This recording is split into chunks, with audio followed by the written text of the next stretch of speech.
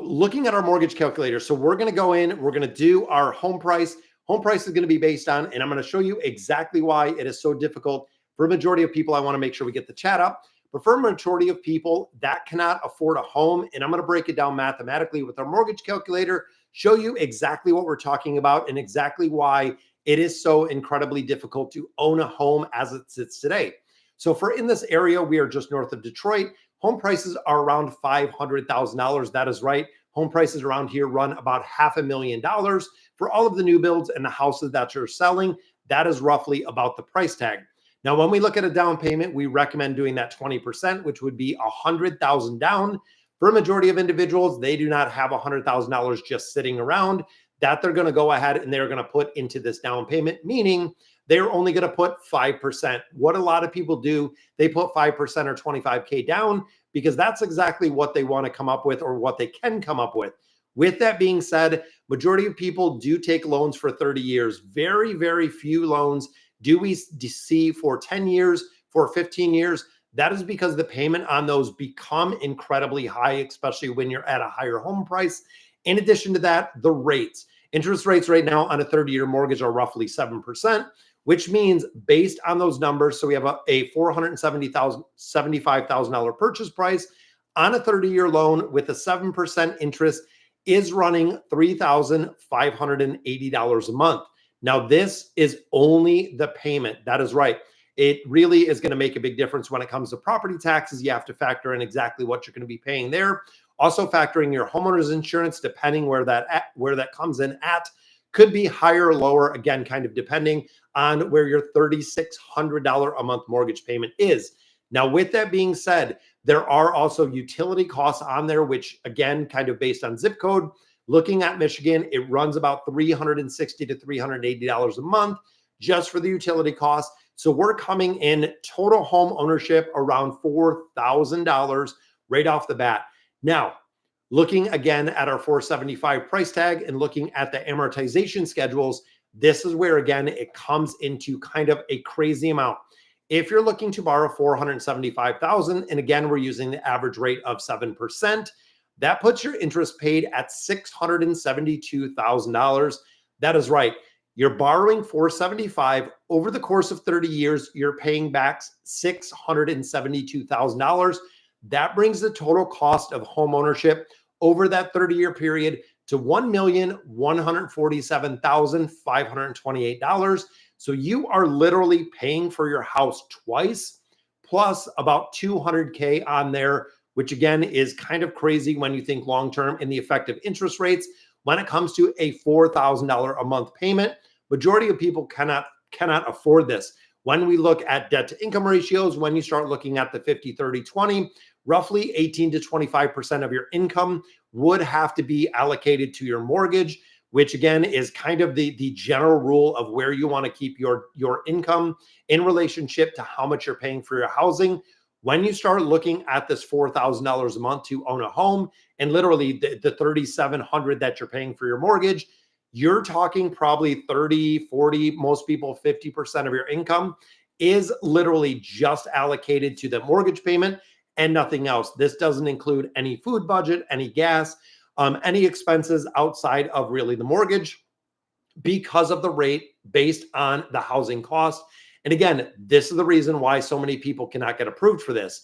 Then we break it down kind of a little bit more mathematically. People stay in their house usually 7 years. That is the normal time frame that we see people that are staying in their current residence, roughly 7 years. So again, we fast forward 7 years to 2031.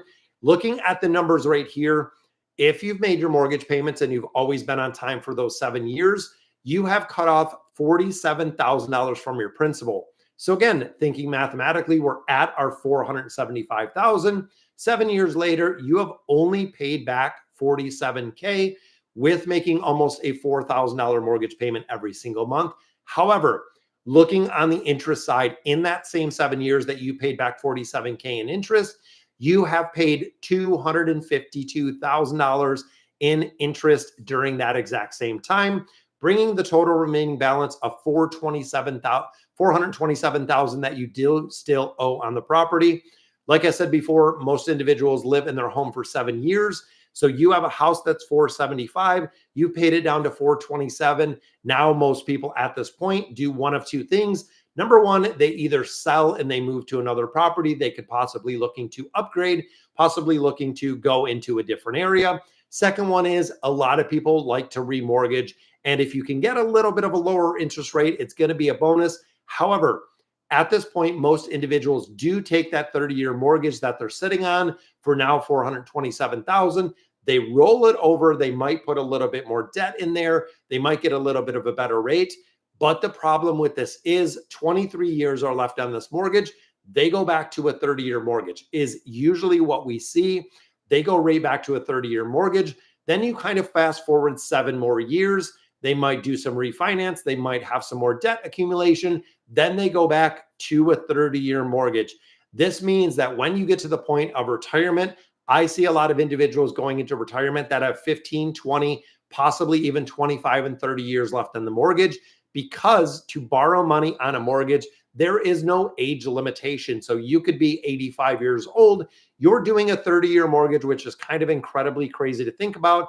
But overall, if you're doing a 30-year mortgage, you're talking 100 plus, what is that, 115 years old before you're actually going to pay this thing off. Possibility of paying it off, probably not there at all. However, most people are payment driven, which I think is a really big fallacy when it comes to being able to afford things. You need to buy less of a house. That is really the place that we're going. When you start looking at interest rates in regards to loan amounts, the payments get too high, the interest that you're paying over the life of the loan. And we're going to break this down. And I want to go to a 15-year term and show you kind of the difference. So again, a lot of people don't do 10 years. They don't do 15s, which I know Dave Ramsey, one of my absolute favorite financial gurus, recommend 15 years. If you can't afford the payment at 15 years, you're buying too much house is the general way to put it. So keeping all things the same, we're staying with our 500,000 home price, our 5% down, meaning we're borrowing that 475. Looking at a 15-year, we're going to get a little bit of a lower rate. We're going to go 6.5 rate on this one, just kind of based on the updates. This puts your payment, if you're looking to do 500,000, so essentially borrowing that 475 for the 15 years at 6.5, you're looking at $4,532 a month. That is right. We are creeping up on $5,000 a month. You talk about house poor. I mean, even at that note, if you're making 150, 200,000, probably 200,000 plus, you're at your, 20, 25% where you should be for your housing budget if you're making that kind of numbers. For majority of people that are buying these $475,000 houses out the door, getting to the point of being able to have any discretionary income and having the ability to actually buy anything outside of the monthly mortgage payment is the reason they're house poor, or they can't afford it at all. You couple this with the credit card debt we see, couple it with the auto loans and the unsecured, then you put the student loans on top of there. That is the reason a majority of people are incredibly in debt, is not only having a very large mortgage payment, you're relying on credit cards to supplement your income for just your regular things that you're kind of accumulating over the course of the next couple years, decades, whatever it is, till you get your mortgage payment more in line to what you're looking to do.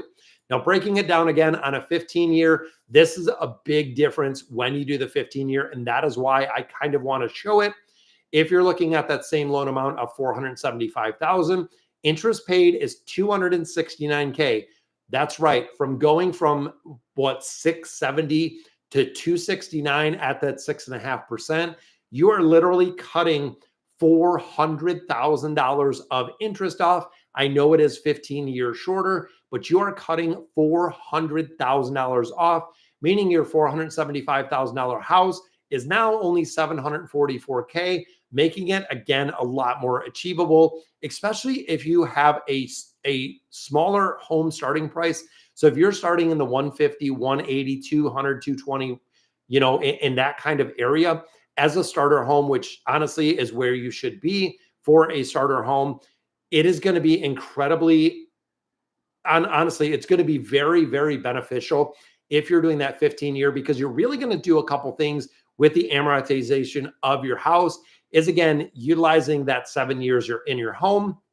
In those first 7 years, you will have paid down $191,000, which again is kind of crazy to think. So out of your 475 you borrowed, 191,000 has been paid back. You only paid 197 in interest. So they're almost at a break even point 7 years in, but you have taken your effective loan balance from that 475 all the way down to 283. So you knocked out $191,000 on that mortgage in those first 7 years, which is crazy. But again, on a 15-year term, you are almost halfway through the mortgage at this point, and you're kind of at the tipping point where you're going to start accumulating a lot more principal versus interest. Now, also with this means that you made every mortgage payment on time. You have never paid an additional dollar towards principal, and you've just really kept it up for the entire time.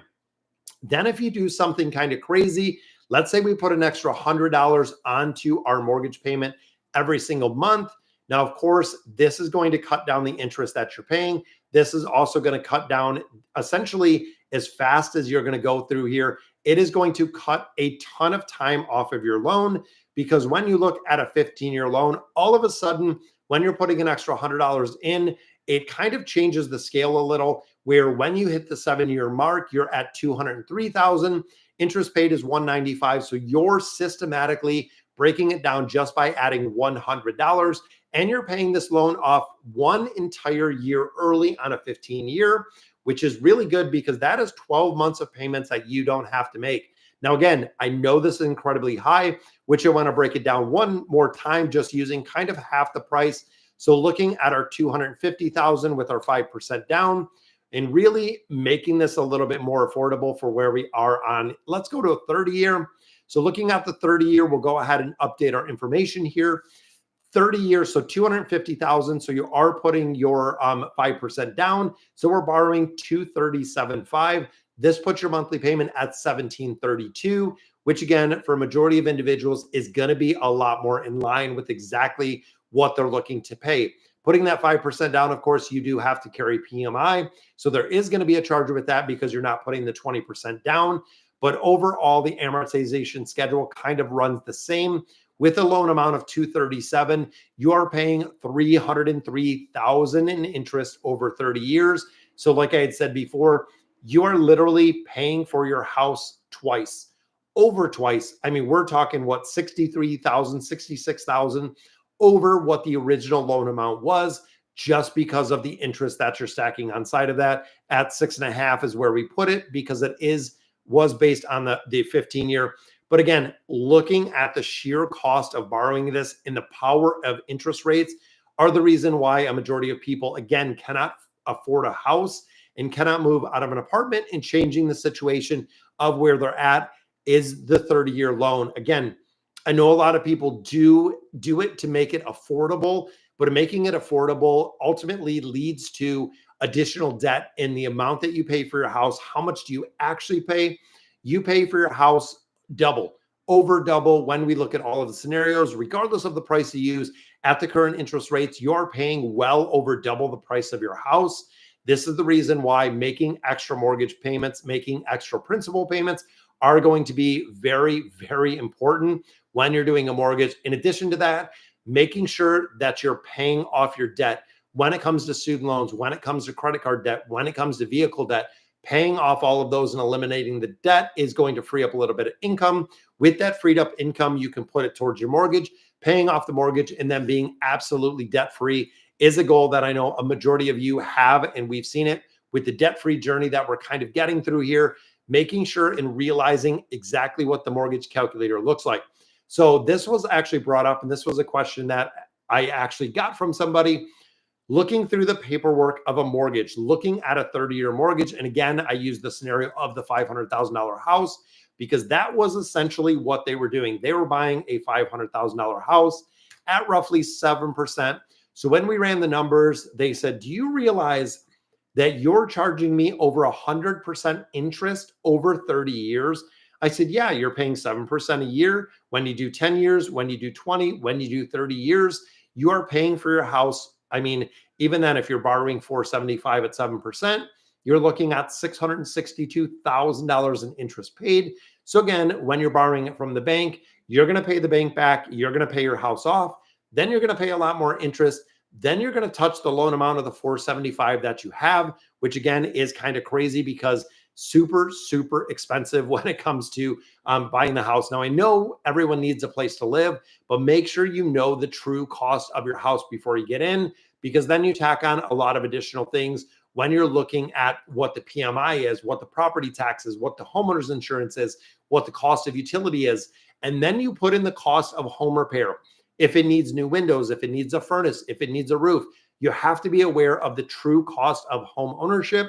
That is the reason why a lot of people say, I hear on one side where it makes a lot of sense to buy a house, you're going to build equity, you're going to have value, things of that nature. But on the flip side of it, even having a place like a condo where you don't have to worry about the maintenance, or an apartment, even if it is short term, because I really advise you to put down at least that 20% down payment. It's going to make a big difference in the long run with exactly what you're paying. And I don't want you to be paying $650,000 in interest, because when you think about that, and again, I like to break things down mathematically. So when I look at it, even looking at the very first payment, you're paying $389 in principal. You're paying essentially $2,700 in interest. How many hours do I have to work to make that $27 or $2,700 interest payment when I get a new mortgage? What does it mathematically look if I'm making $25, $30, $40 an hour? How many hours do I have to work to cover my insurance payments? Now, of course, my interest payments. Now, of course, with the interest payments, you have to think of your mortgage interest. Let's say you have an auto loan or two. Now you have to think of your interest for your auto loans. Let's say you have a credit card or two. Now you have to bank in the interest that you're paying on those credit cards. Then you throw in student loans that you're paying interest on. If you have any unsecured debt, if you have a home equity loan that you're paying interest on, all of this really rolls as a giant snowball and paying off interest. And essentially you're giving your time, your time and your effort to cover interest that you're paying to financial institutions, which in my opinion is kind of crazy. So, all right, guys, I hope it sheds a little bit of light on the mortgage calculator and the home ownership. Really what the cost of it is, you have to be well aware and know exactly kind of what you're paying. Break down the numbers mathematically, see what makes sense when it comes to a payment, how much house you can afford long before you start looking, long before you get into an application, and make sure you set a deadline of how much you're going to cost, how much you're going to cover. So if you're budgeting and your budget is working into a house, let's say that's 200K, 200K is your break-even point. That is the drop dead point that you don't want to pass, because again, majority of people will get into too much house. They're going to be house poor, not being able to essentially do what they want in life. And they're going to get frustrated. They'll get to a point where they're borrowing money in a bunch of different avenues. And that is when it gets super expensive and people start falling behind because inflation goes up. And now all of a sudden they are in a horrible situation. But all right, guys, so that is going to do it for today's video. Let me know in the comments what you guys think. And as always, thank you guys for watching.